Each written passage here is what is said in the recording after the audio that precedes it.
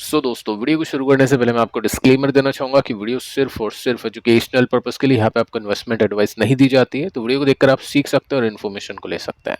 Start करते हैं आज के बाजार के साथ में। देखिए, आज के दिन तेजी के साथ में क्लोजिंग हो चुकी है। 135 पॉइंट्स ऊपर है, आधे% की तेजी। 24,737 पर निफ्टी चला गया था, 24,715 पर क्लोज हुआ है, यानी अपने हाई के आसपास आज निफ्टी ने क्लोजिंग दी है। निफ्टी बैंक की बात करते हैं, 400 पॉइंट्स का जंप है। मिड कैप ने भी काफी सही परफॉर्म किया, 368 पॉइंट की तेजी, और स्मॉल कैप सबसे अच्छा परफॉर्म कर चुका है बाकियों के कंपैरिजन में। तकरीबन 1% के आसपास का जंप आप इसमें नोट कर सकते हैं। स्टॉक्स को देख लेते हैं। एडवांस की जो कंपनी से ज़्यादा है डिक्लाइन के कंपैरिजन में, तो पोर्टफोलियोज आज प्लस में बंद हुए होंगे इन्वेस्टर्स के। मेटल ने आज सबसे अच्छा परफॉर्म किया, 3% के आसपास का जंप है।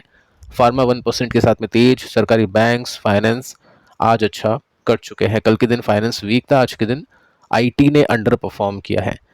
अब देखिए दोस्तों, आप देख सकते हैं यहाँ पे दो आईपीओज है जिनकी लिस्टिंग हो चुकी है। विक्रम की लिस्टिंग है और इसके अंदर जो क्लोजिंग प्राइस है 1.33% गिर कर बंद हो चुका है, यानी इन्वेस्टर्स को फायदा नहीं हुआ। तकरीबन 1.5% का नुकसान यहाँ पे हो चुका है।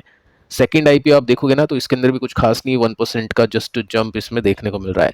तो जीएमपी देखकर अप्लाई करना चाहिए आईपीओ, चाहे वो डे 1 हो या फिर वो डे 3 हो। जीएमपी जब तक नहीं देखोगे, जब तक आपको पता नहीं चलेगा कि कितनी कमाई उसमें हो सकती है। अब देखिए दोस्तों, एक बड़ी अपडेट आपके सामने आती हुई देखने को आपको मिलेगी यहाँ पे स्क्रीन पे, जिसमें जीएसटी रिफॉर्म की एक अपडेट है, जिसमें आपको पता चलेगा कि क्या हो सकता है सस्ता और क्या हो सकता है महंगा। देखिए, ये फाइनल डेटा तो नहीं है, इसके अंदर और भी कुछ जानकारी आपको कल के दिन मिलने वाली है। आज मीटिंग शुरू हो चुकी है, 3 तारीख है, कल के दिन मीटिंग एंड होगी, तो उसके अंदर आपको अपडेट्स मिलेगी। लेकिन फिर भी जितना मीटिंग के आसपास जो भी डेटा विजिबल होता है, जो भी डेटा मिलता है, वो जितना ज़्यादा पास होगा उतना ज़्यादा सही जा सकता है। तो क्या क्या कुछ हो सकता है, क्या चीज़ें सस्ती होगी, क्या चीज़ें महंगी होगी, उसको चेक कर लेते हैं। एज एन इन्वेस्टर भी, एज एन या एज ए कस्टमर भी। अब देखिए, यहाँ पे आप नोट कर सकते हैं सबसे पहले जो सोर्सेज के हवाले से न्यूज़ आ रही है कि जो डेली यूजेस के आइटम्स होते हैं वो काफ़ी ज़्यादा अफोर्डेबल हो सकते हैं, क्योंकि उनमें 12% 18% का जो जीएसटी पहले दिया जाता था वो कम होकर 5% की कैटेगरी में आने वाले हैं। अब जिसमें आप देख सकते हैं ग्रोसरीज हैं, फूड है, फ्रूट्स हैं, वेजिटेबल्स हैं, तो ये सस्ते होंगे। मेडिसिन से दवाइयाँ ये सस्ती होगी, अच्छी बात है। साथ में इलेक्ट्रॉनिक्स की बात करते हैं, एसी की बात करते हैं, टीवी, फ्रिज, वॉशिंग मशीन, ये सब सस्ते होने वाले हैं। अब इसी वजह से काफ़ी सारी कंपनीज में तेजी बनी है। डिक्सॉन इस वजह से ऊपर है, वोल्टास, ब्लू स्टार, ये जो कंपनीज हैं इनके स्टॉक्स भी अच्छा कर रहे हैं। एग्रीकल्चर इक्विपमेंट की बात करें, साइकिल्स की बात करें, तो ये सस्ती होगी। इंश्योरेंस आप देख सकते हैं, एजुकेशनल सर्विसेज आप इसमें देख सकते हैं। साथ में जो भी ऐसे फूड आइटम है जिनमें 12% का जीएसटी दिया जा रहा था, वो अब कम हो गया, 5% की रेंज में आएगा, जिसमें मिल्क है, ड्राई फ्रूट्स है, फ्रोजन वेजिटेबल्स है, सॉसेज है, पास्ता, जैम्स, ये सब चीज़ें खाने पीने के जो आइटम्स है, ये सभी चीज़ें सस्ती होने वाली है।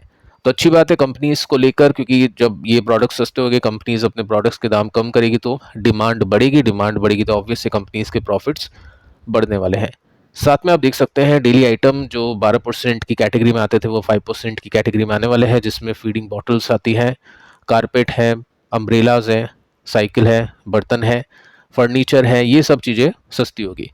ऐसे जूते चप्पल जो 1,000 रुपये की कीमत के नीचे हैं, उनके भी दाम सस्ते होने वाले हैं। तो कंप्लीट मिडिल क्लास को ये पैकेज दिया है। इनकम टैक्स के अंदर भी मिडिल क्लास के लिए काफ़ी अच्छा पैकेज आया था, और यहाँ पे जीएसटी के अंदर भी मिडिल क्लास के लिए काफ़ी अच्छा पैकेज अनाउंस हो चुका है। तो चांसेस काफ़ी हाई है कि डिमांड बढ़ सकती है। डेफिनेटली मार्केट के ऊपर उसका इम्पैक्ट पड़ सकता है। जो टैरिफ 50% लग चुका है, उसका दबाव थोड़ा सा कम होगा अगर इस तरह की रेंज जीएसटी में आ जाती है तो। साथ में दोस्तों आप नोटिस कर सकते हैं कि क्या चीज़ एक्सपेंसिव हो सकती है। तो एक्सपेंसिव होने के जो प्रोडक्ट्स हैं वो आपको यहाँ पे देखने को मिलेगी, जिसके अंदर 40% का एक कैटेगरी डिसाइड इन्होंने कर दी है, जहाँ पे ये लेके जाएगा ऐसे प्रोडक्ट्स को जो लग्जरी गुड्स हैं, यानी लग्जरी आइटम है जो मिडिल क्लास मोस्टली नहीं खरीदता है, बड़े लोग खरीदते हैं जिनके पास में ज़्यादा पैसे होते हैं। अब साथ में आप देखोगे तो हाई एंड कार से जो महंगी गाड़ियां हैं, तकरीबन 50 लाख या उसके ऊपर की गाड़ियों की यहाँ पे बात की जा रही है, ठीक है। और इसमें अल्कोहल आप देख सकते हैं, गैम्बलिंग, सॉफ्ट ड्रिंक्स, चलो ठीक है, यहाँ पे हम बात कर चुके हैं 40%, जिसके अंदर 28% जीएसटी है, 12% का सेस है, तो ये 40% की ही रेंज में होने की बात यहाँ पे हो चुकी है, ठीक है। ड्रग्स आप देख सकते हैं, फास्ट फूड है, कॉफ़ी है, शुगर है, तंबाकू प्रोडक्ट्स हैं। तो ये सारे जो प्रोडक्ट्स हैं ये महंगे हो सकते हैं, यानी जो जंक फूड है, फास्ट फूड है, ये सब महंगे हो सकते हैं। स्ट्रीट फूड आइटम्स जो भी आप ऑर्गेनाइज कंपनी से खरीदते हैं वो महंगे हो सकते हैं। साथ में देखिए दोस्तों, यहाँ पे मेंशन कर रखा है कुछ ऐसे आइटम्स जो फ्यूल से आते हैं, कोल हो चुका है जिसमें कोयला है, ठीक है, ये सब चीज़ें आप इसमें नोट कर सकते हैं। आगे चलते हैं, ऐसी जो भी प्रोडक्ट्स, कपड़े जिनके प्राइजेस 2500, यहाँ पे मेंशन नहीं कर रखा है ये, ठीक है, मैं आपको बता देता हूँ, ये 2500 है, यानी 2500, 2500 से ऊपर की जो भी शर्ट है, पैंट है, वो सब महंगे हो गए। अभी के समय 12% उन पर जीएसटी लगता था, वो अब बढ़ के 18% होने वाला है, ठीक है। तो ये सब चीज़ें हैं, इसमें हमने देखा मोस्टली जो आइटम्स है वो सस्ते होने वाले हैं, और जैसे ही मीटिंग आगे बढ़ती गई वैसे वैसे मार्केट अच्छा परफॉर्म करता गया। तो ये प्लस न्यूज़ है, अच्छी न्यूज़ है कि मीटिंग का जो इम्पैक्ट है पॉजिटिवली आपको देखने को मिला है। अब देखिए, कल मैंने अपना व्यू आपके साथ में शेयर किया था, साथ में निफ्टी के ऊपर अपन ने बातचीत की थी टेक्निकली, एंड मुझे पर्सनली ऐसा लगता है कि जीएसटी को मार्केट थोड़ा सा पॉजिटिवली ले सकता है। और उसके बाद में अगर टैरिफ कम हो गया कुछ महीनों बाद, कुछ ना कुछ सिचुएशन देखी, इंडिया ने नेगोशिएशन अच्छा कर लिया या XYZ कुछ भी रीज़न बन गया, उसमें 50% का टैरिफ है, जो 25% की पेनल्टी है वो हट गई और ओनली 25% टैरिफ रहा, तो मार्केट में डबल इंजन लग जाएगा और मार्केट उस वजह से अच्छा परफॉर्म कर सकता है। सो फिलहाल आप देखोगे तो ये वीकली चार्ट है और इसमें निफ्टी ने सपोर्ट तो लिया है, अभी सपोर्ट मेंटेन है। ये शॉर्ट कवरिंग यहाँ पे देखने को मिली थी और उसके पीछे का कारण है कि ये शॉर्ट किया था मार्केट को टैरिफ अप्लाई होने की वजह से बड़े इन्वेस्टर्स ने, लेकिन यहाँ पे वो शॉर्ट कवरिंग वापस देखने को मिली क्योंकि जीएसटी को लेकर अच्छी न्यूज़ आना शुरू हो गई, और डेफिनेटली अच्छी न्यूज़ आएगी तो मार्केट के ऊपर अच्छा इम्पैक्ट पड़ेगा। जो भी शॉर्ट सेलर्स होंगे उनका लॉस होगा, तो वो पहले ही कवर कर चुके हैं। उसके बाद में कल के दिन हमने देखा थोड़ी सी वीकनेस हुई, एंड में मार्केट अंडर परफॉर्म करके बंद हुआ, लेकिन आज के दिन मार्केट प्लस में जाके बंद हुआ। कल के हाई को मार्केट ने आज नहीं तोड़ा, लेकिन स्टिल आप बोलोगे तो यहाँ पे जो कैंडल है 3 दिन की वो पॉजिटिव ही देखने को मिल रही है। तो कल देखते हैं कैसा अपडेट आता है और उसके बाद में मार्केट किस तरह से परफॉर्म करता है। चांसेस तो है मार्केट के अच्छा परफॉर्म करने के, बाकी आपको क्या लगता है आप नीचे कमेंट करके बता सकते हैं। अब देखिए दोस्तों, एक कैटेगरी है जिसने बहुत अच्छा परफॉर्म किया है आज के दिन भी, और वैसे भी गोल्ड पिछले कुछ टाइम से काफ़ी अच्छा कर रहा है। गोल्ड के प्राइजेस अगर आप देखोगे तो यहाँ पे आपको दिखाई देगा 1,08,000 या 9,000 रुपये की कीमत के आसपास है। सिटीज टू सिटी ये डिफरेंट होता रहता है, थोड़ा सा फ्लक्चुएशन होता है, चेंजेस होते हैं। तो जयपुर की प्राइस आप यहाँ पे नोट कर सकते हैं। अब इसमें अगर आप देखोगे ना तो यहाँ पे 1 साल में किस तरह से गोल्ड ने परफॉर्म किया है, अच्छी तेजी बनी है, अल्टीमेटली ऑल टाइम हाई पर अभी गोल्ड जा चुका है। तो देखिए, मैं आपको सिखा चुका हूं कि गोल्ड को किस तरह से यूज़ करते हैं stock market investor, trader gold भी खरीदते हैं। वो हेजिंग करने का काम आता है कि आपने मार्केट के अंदर पोजीशन बनाई, वो पोजीशन आपकी खराब कर रही है, तो उस टाइम गोल्ड अच्छा करता है, ठीक है। और जब गोल्ड खराब करेगा तो मार्केट अच्छा करेगा, ठीक है, ये सब चीज़ें होती है। लेकिन अभी के समय तो गोल्ड बहुत ज़्यादा अच्छा कर रहा है, जब मार्केट अच्छा करता है तो गोल्ड और अच्छा करने लग जाता है। तो इसी वजह से यहाँ पे बोला जा चुका है कि गोल्ड के प्राइजेस इंडिया में 1,25 तक पहुंच सकते हैं, यानी 1,25,000 तक पहुंच सकते हैं 2026 में। दिवाली जैसी आती है गोल्ड के प्राइजेस वैसे भी इंक्रीज होना शुरू हो जाते हैं। अब देखिए, कमेंट आते हैं, क्वेश्चंस आते हैं कि इन्वेस्टर्स के पास में कौन कौन से ऑप्शंस होते हैं डिजिटली या फिर फाइनेंशियली, इस तरह की इंस्ट्रूमेंट होते हैं उसमें गोल्ड बाय करने के। फिजिकली गोल्ड खरीदते हैं काफ़ी लोग, लेकिन काफ़ी लोग डिजिटली भी गोल्ड बाय करते हैं। जैसे ETF है, एक्सचेंज ट्रेडेड फंड है, गोल्ड का म्यूचुअल फंड भी होता है, और उसमें आई थिंक एग्जिट लोड भी नहीं होता है, आप खरीद के कुछ दिन बाद बेच भी सकते हैं विदाउट एग्जिट लोड। तो SBI की गोल्ड के ETF को देखें तो आज के दिन इसने 1.5% की तेजी के साथ में परफॉर्म किया है। तो ऑप्शंस एक मतलब ऑप्शंस के अंदर एक ये भी ऑप्शन है, ठीक है। आगे चलते हैं, इसमें अगर मैं साल की स्टार्टिंग से लेकर अभी तक के रिटर्न्स को दिखाऊं तो 36% के रिटर्न से बहुत अच्छी बात है। एक साल के रिटर्न्स को भी हम देख लेते हैं तो एक साल में 45% के रिटर्न्स कमा के दिए, जबकि निफ्टी एक साल में 0% के रिटर्न्स कमा के दिया है, ठीक है।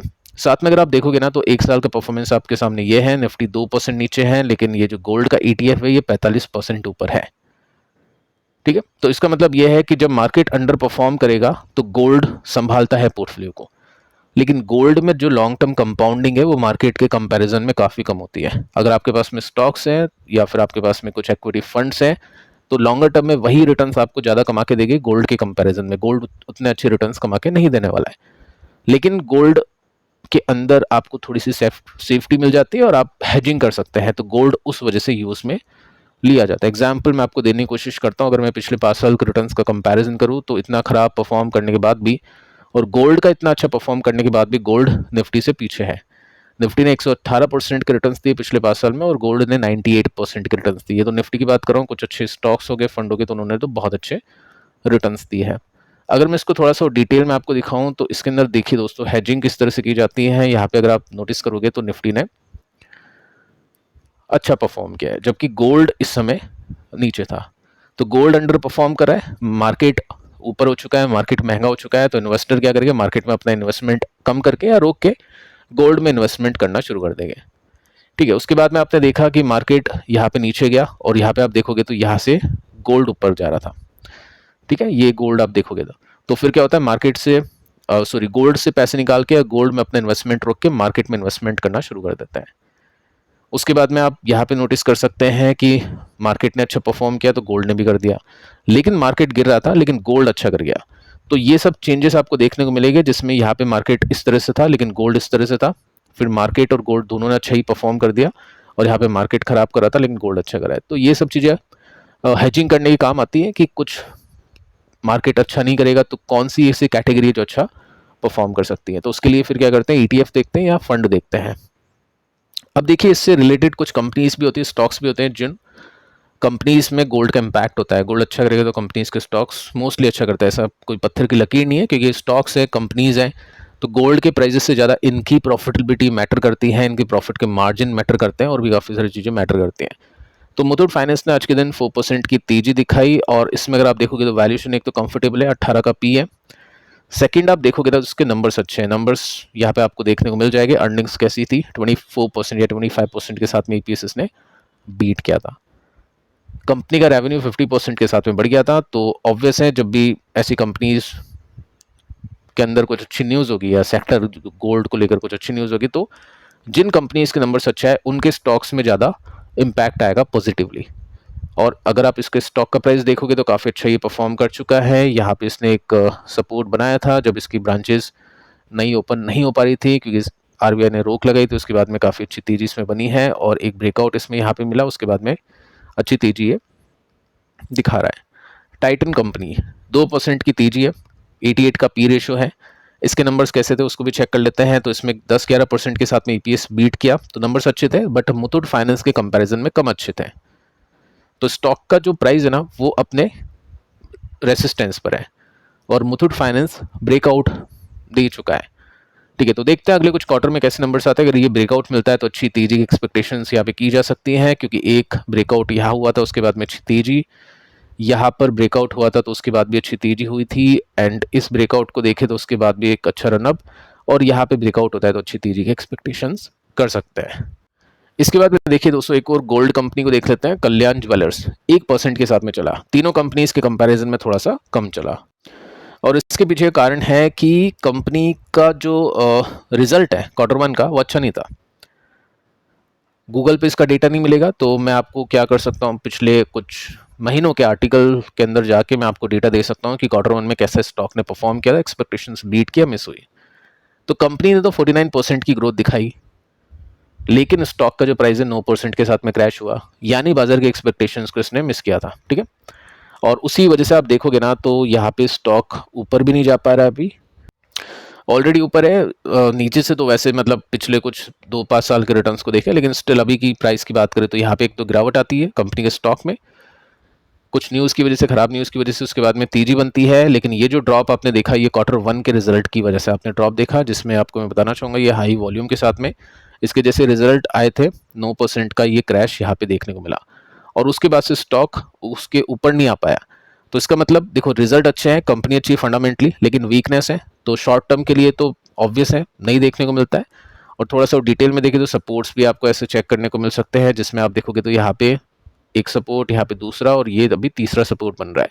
अगर ये मेंटेन रहता है, दिवाली सेल्स की वजह से होता है, तो स्टॉक अच्छा कर सकता है, अदरवाइज अपने मेजर सपोर्ट के लिए रेडी इसमें इन्वेस्टर्स को रहना पड़ेगा।